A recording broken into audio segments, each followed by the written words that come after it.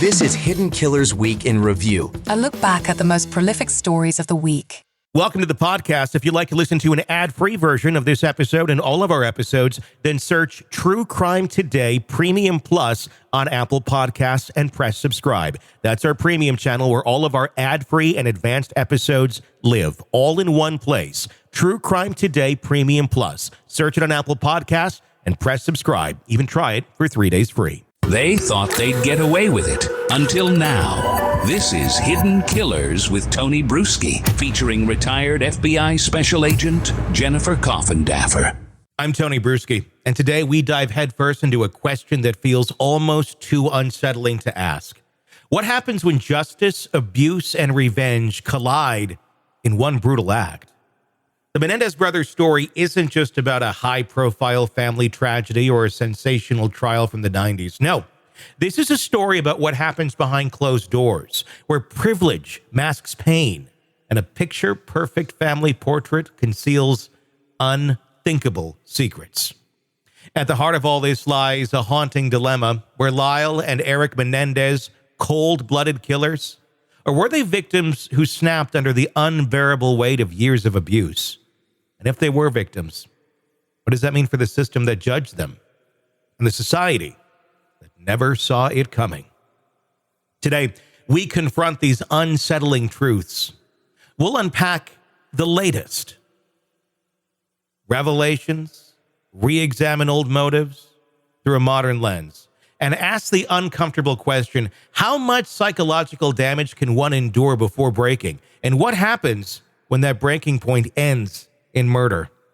It's raw, unfiltered conversation because justice isn't always black and white. Sometimes it's a weird shade of gray that demands we take a second look. Joining me, my guest, retired FBI Special Agent Jennifer Coffindaffer. But we obviously know predators are very good at hiding this stuff, and I'm sure Jose was great at hiding it. But the reality is back then, it didn't take that much to hide it as it would today, because people were almost like they just weren't questioning it. They didn't even look into it. If somebody was inviting all these today, like man's inviting all these boys over to his house to hang out, and then they're like showering together or going and doing these private things. It looks freaking weird. Of course, today it'd be questioned. Back then, it's like, oh, they're having some one-on-one time. They're bonding or whatever the hell people were. Yeah, they're fucking bonding, all right. But it wasn't part of the lexicon. It wasn't even thought of, I think, or considered. And that's how I think people like Jose were able to get away with these things for so many years, because it wasn't even registering as a possibility to many others. Then on top of that, you put the mom into the mix, who, according to the boys, had knowledge of all this. That's a major betrayal. Is it something, and I think they look back on it, I think they do regret, I think they've even said it, having to have murdered their mom, but I feel like they didn't really have much of a choice when they were in that situation. And I'm sorry, that's a horrible thing to know that your significant other, the other parent to your children, is sexually abusing them, and you're just like, don't break up the family, it would be too hard to deal with that. No. If you have knowledge of this and you're just standing back, you are just as willing a participant as well if you're not willing to stand up for your kid. I don't care what year it is or how uncouth that may have been. Tony, you bring up great points. You really do. And certainly if this took place, I sympathize, empathize. Mm-hmm. I think it's horrible. But they were 18 and they were 21. Mm-hmm. One was away at Princeton, and the only reason he was back home was because he lied and cheated. Yeah. And they wanted to kick him out, but he ended up getting, a suspension. But my point is, and everybody has also forgotten, these boys were burglarizing houses all over the place. Their moral compass was a hot mess. Yeah. So how many people who are sexually abused like that are running around houses and stealing all of this, fencing it, and then using the money to live high on the hog? I don't know the answers to that. I think if you statistically look, and I don't have the numbers in front of me, but if you statistically look at people who have been sexually abused repeatedly at a young age, especially by people that they trust, their parents, I think you're going to see a high rate of them going out into life, committing crimes, bad behavior, bad acts. I think that could be easily found as a correlation. Not everybody's going to go break into houses and such, but I'm sure you have a certain percentage. What's causing that behavior? These kids had everything. Why would they be acting out and trying to get caught in some sort of an act? What's the reasoning behind doing these sort of things? It's not like they needed it for any reason. They weren't desperate. They were very well off. But obviously it is a way that they were acting out. And I don't know. I mean, I can't say it's 100% because they're being sexually abused, but it sure shows a sign of really bizarre behavior from kids who otherwise really don't have a reason to be exhibiting bizarre behavior unless something else is going on, unless there is abuse that's going on behind the, beautiful walls and the gate of their mansion that everybody thought everything was perfect at. Well, a lot of kids who come from a lot of wealth like that do things like this because, especially in this case, we know, if nothing else, that Jose kept a tight hand over them, would have fits and everything if they lost at tennis and felt like they were spoiled and did all these things when he found out about the burglaries, to make them repay their debt and basically seemingly enjoyed humiliating them.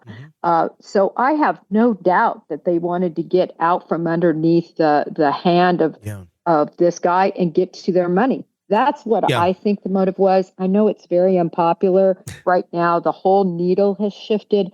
And again, if it wouldn't have come up so late, and if they weren't such great actors in other realms and all their past criminal history didn't exist, maybe, but I just haven't seen the proof. I feel like they're a big conglomerate of a bunch of horrible things that happened to them.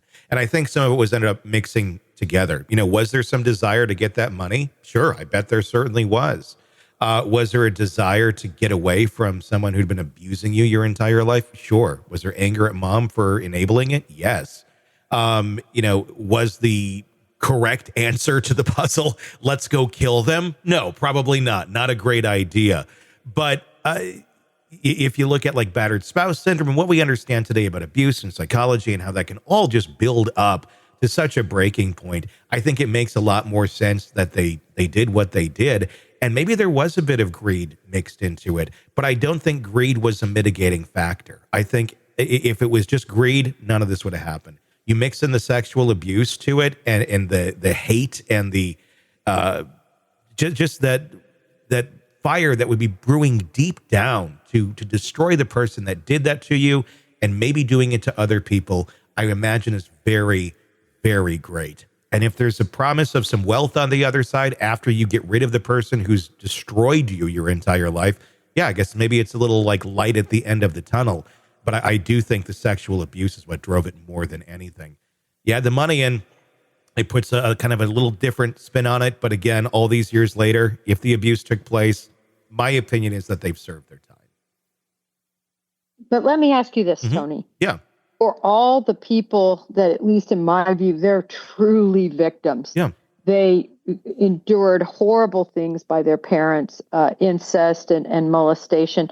For all those real victims, if Lyle and Eric are not real victims, I just think it is such, and that's how I see it. I see it as such a slap in the face to the people who were truly victimized. And guess what? They didn't commit these well thought out, planned murders of their family members and then, lie about it. And the other piece of that is if this was truly motivated by them being sexually molested when they were young, how come no one knew about it, Tony? No one.